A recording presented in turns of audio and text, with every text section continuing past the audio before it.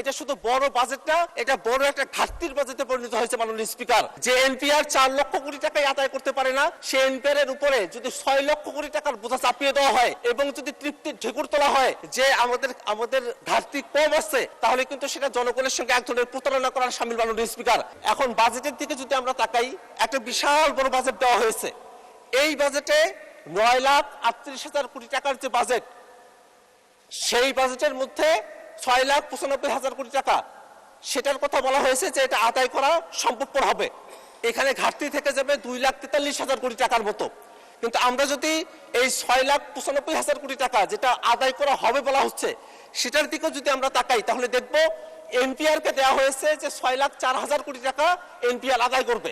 কিন্তু এনপিআর এর যদি আমরা পাস্ট রেকর্ডগুলো দেখি, 2024-25 অর্থ বছরে এনপিআর মাত্র 369 লাখ কোটি টাকা তারা এখানে আদায় করতে পেরেছিল, এবং এই বছর যেটা চলতি অর্থ বছর, সেখানেও মাত্র 3.5 লাখ কোটি টাকার মতো তারা আদায় করতে পেরেছে। যে এনপিআর 4 লক্ষ কোটি টাকায় আদায় করতে পারে না, সেই এনপিআর এর উপরে যদি 6 লক্ষ কোটি টাকার বোঝা চাপিয়ে দেওয়া হয় এবং যদি তৃপ্তির ঢেকুর তোলা হয় যে আমাদের ঘাটতি কম আছে, তাহলে কিন্তু সেটা জনগণের সঙ্গে এক ধরনের প্রতারণা করার শামিল মাননীয় স্পিকার। কারণ আমরা দেখতেছি এখনই 2,43,000 টাকার ঘাটতি আছে। এনপিআর যখন তার লক্ষ্যমাত্রা পূরণ করতে পারবে না, সেই সময়টাতে শেষে গিয়ে যেটা দেখা যাবে, এই ঘাটতি আরো বেড়ে যাবে। অর্থাৎ এই যে বাজেট, এটা শুধু বড় বাজেট না, এটা বড় একটা ঘাটতির বাজেটে পরিণত হয়েছে মাননীয় স্পিকার। মাননীয় স্পিকার, আমরা যদি আরো একটু ভিতরের দিকে তাকাই, এই বাজেটকে একটা বিনিয়োগ বান্ধব বাজেট বলা হচ্ছে মাননীয় স্পিকার। কিন্তু আমরা দেখতেছি সরকার ঋণ নিয়ে দেশের এই বাজেটটাকে সচল রাখার একটা পরিকল্পনা হাতে নিয়েছে। সরকার অভ্যন্তরীণ ব্যাংকগুলো থেকে 1,12,000 কোটি টাকার মতো ঋণ তারা গ্রহণ করবে। সরকার যদি ব্যাংকগুলোর কাছ থেকে ঋণ গ্রহণ করে, তাহলে প্রাইভেট সেক্টরে বিনিয়োগ হবে না, প্রাইভেট সেক্টরে লোন ডিসপার্স হবে না, এবং যার কারণে কিন্তু অর্থনীতি একটা স্থবির অবস্থায় এসে দাঁড়াবে, একটা ক্রাউডিং ইফেক্ট একটা তৈরি হবে, যার কারণে আমাদের এখানে বিনিয়োগ হবে না, কর্মসংস্থান হবে না। যে বাজেটটাকে বলা হচ্ছে যেটা বিনিয়োগ বান্ধব বাজেট, সেই বাজেটের মধ্যে ক্রাউডিং ইফেক্ট তৈরি করার মতো পদ্ধতি রেখে ব্যাংকগুলো থেকে অর্থ সরকার আদায় করে নিবে, সরকার নিয়ে যাবে, এবং তার কারণে এখানে প্রাইভেট সেক্টর যারা আছে তারা কোনোভাবেই সেখান থেকে উপকৃত হবে না।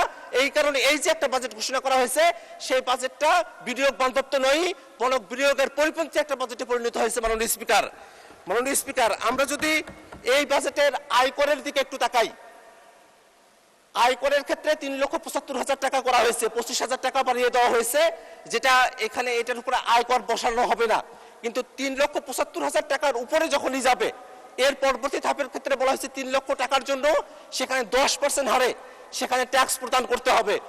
আমরা যদি এইটা খেয়াল করে দেখি, গত বছর কিন্তু এই পরিমাণটা ছিল 5%, কিন্তু এখন যখন এটা 10% করা হয়েছে, তখন এটা সরাসরি মধ্যবিত্ত যারা আছে, যারা অল্প ইনকাম করে, তাদের উপরে গিয়ে এটার একটা সরাসরি প্রভাব পড়ছে।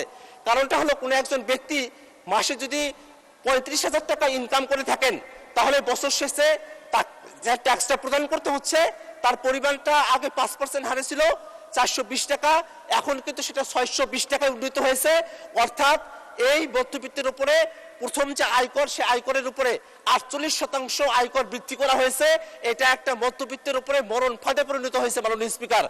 আমরা যদি ক্ষুদ্র ব্যবসায়ীদের দিকে তাকাই, ক্ষুদ্র ব্যবসায়ীদের উপরে অগ্রিম কর চার্জ করা হয়েছে।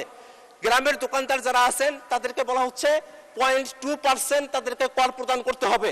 এই 0.2% কর কখন দেওয়া হবে? এটা অগ্রিম, অর্থাৎ যখনই তারা মালপত্র দোকানে নিয়ে আসতেছেন, ওই সময়টাতে যখন তারা ক্রয় করতেছেন, 1,000 টাকার মালপত্র যদি তারা তাদের দোকানে নিয়ে আসেন, তখনই তারা সরকারকে 2 টাকা তাদেরকে কর প্রদান করতে হবে।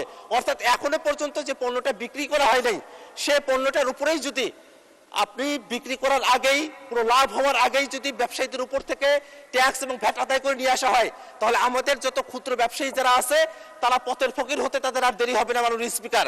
তাদেরকে রুদ্ধ করে দেওয়া হচ্ছে মাননীয় স্পিকার।